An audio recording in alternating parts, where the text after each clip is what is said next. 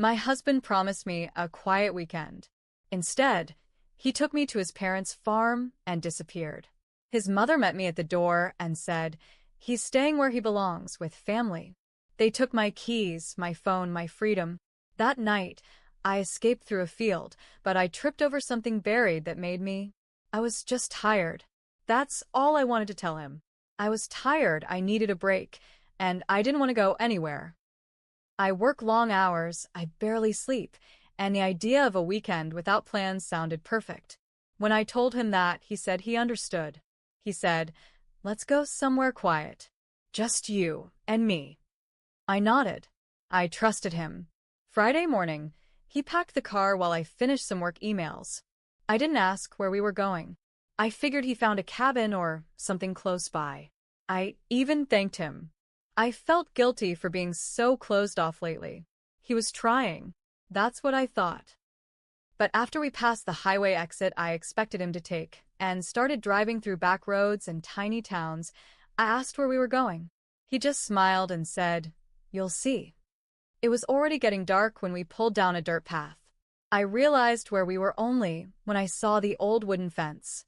I hadn't been here since Christmas 2 years ago, his parents' farm. His mom always made me uncomfortable. His dad barely spoke to me. I figured it was just one night and tried to stay calm. We pulled up to the house, and before I could open my door, his mom came out. She didn't say hi.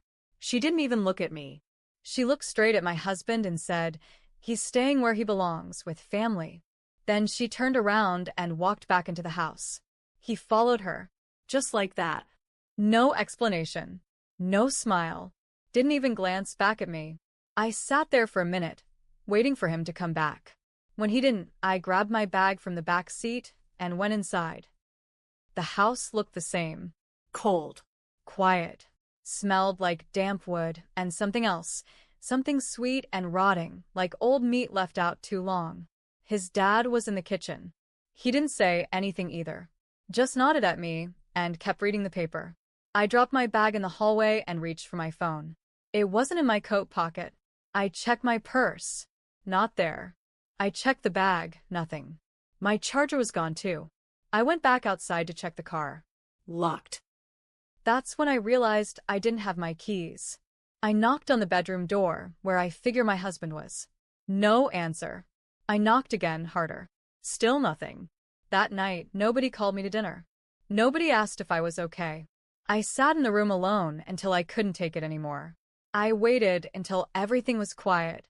Around 1 a.m., I grabbed my coat and the boots I found near the back porch. They were old but dry. I slipped out the door and walked into the field behind the barn. It was colder than I expected. No lights out there. Just the moon. I walked for maybe 15 minutes trying to stay quiet. I thought maybe I'd hit a road or a fence I could follow. That's when I tripped. It wasn't just a rock or a root. It felt like something soft but heavy. I hit the ground hard, hands scraping against dirt and dry grass. I pushed myself up, turned around, and saw a piece of fabric sticking out of the ground. I reached for it, thinking maybe it was just trash. But when I pulled on it, more dirt came loose. My fingers sank into the ground, and I felt something underneath the cloth. Something solid. Round.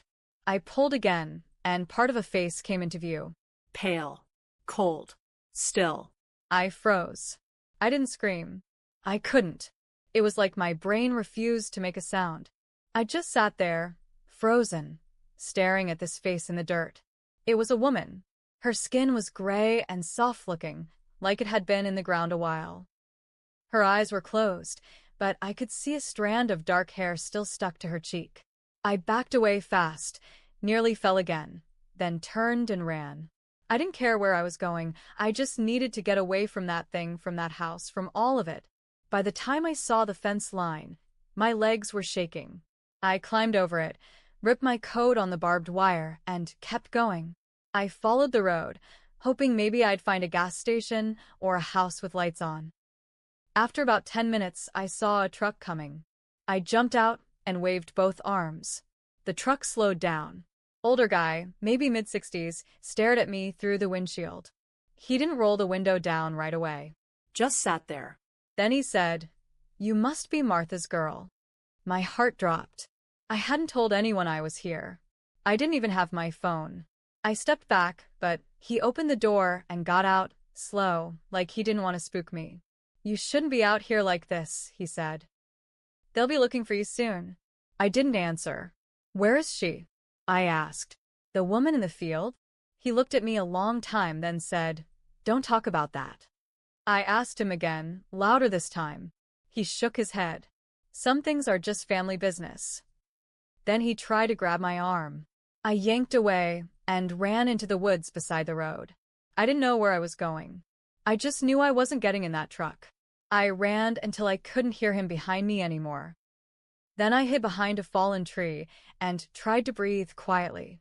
I don't know how long I stayed there. Maybe an hour. Maybe more. When I got back to the house, it was almost morning.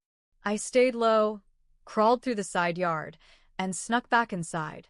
My room door was wide open. So was the closet. My bag was gone. There was a note on the bed, written in my husband's handwriting. It just said, "Stop looking. You belong here now." I stared at the note for a long time. Stop looking. You belong here now. It didn't make sense. Or maybe made too much sense. Like he wasn't warning me. He was telling me the truth. I didn't sleep. I couldn't. Every sound in that house made my skin crawl. The floorboards creaking, pipes groaning, distant whispers I couldn't explain. The next morning, I walked into the kitchen.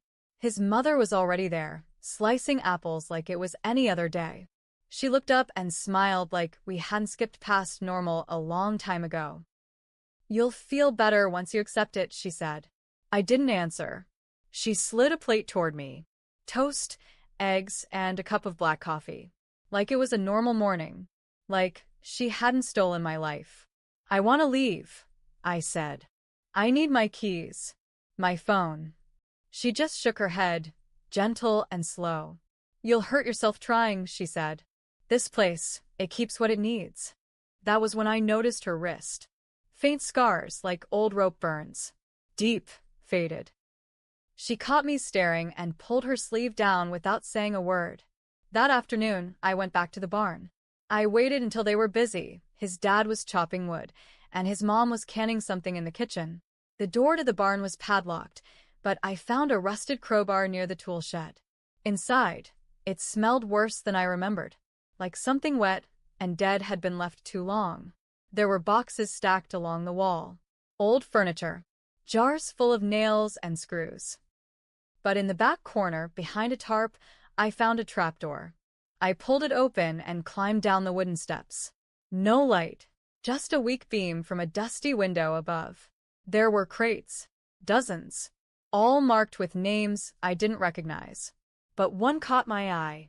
It had my last name on it, my maiden name. Inside was a box of papers, a photo album, a bracelet I lost when I was 16. Stuff I hadn't seen in years. Stuff I'd never brought here. How did they get it? That's when I saw the picture. Tucked behind everything else. A photo of me standing outside my old high school. My hair was different back then. I was smiling. Next to me was a man I didn't recognize. Tall. Dark hair. Looked a lot like my husband. But it wasn't him. On the back of the photo, in neat handwriting. "First try." She ran too. I stared at that photo for a long time. First try. She ran too. I didn't know what it meant, not exactly, but I felt it deep in my chest. Like a wire tightening. Was that woman in the photo the one in the field? Was I a replacement? I shoved the photo in my pocket and climbed out of the barn. I didn't care if they saw me. I didn't care if they followed me. I walked straight back to the house, slammed the door behind me, and went to find him.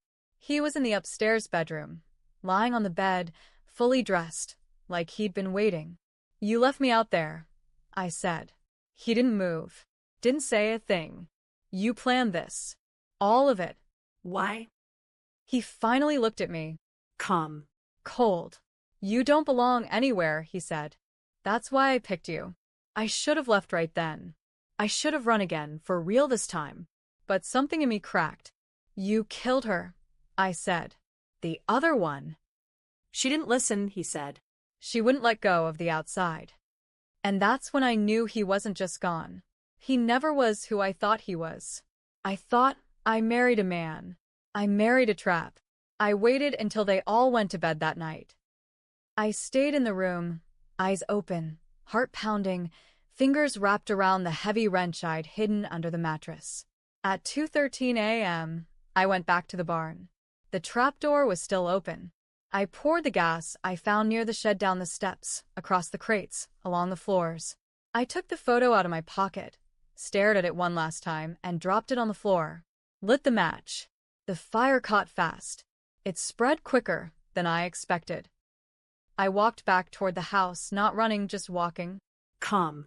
The smoke rose behind me, big and dark. They woke up fast. Screams started before I even made it back inside.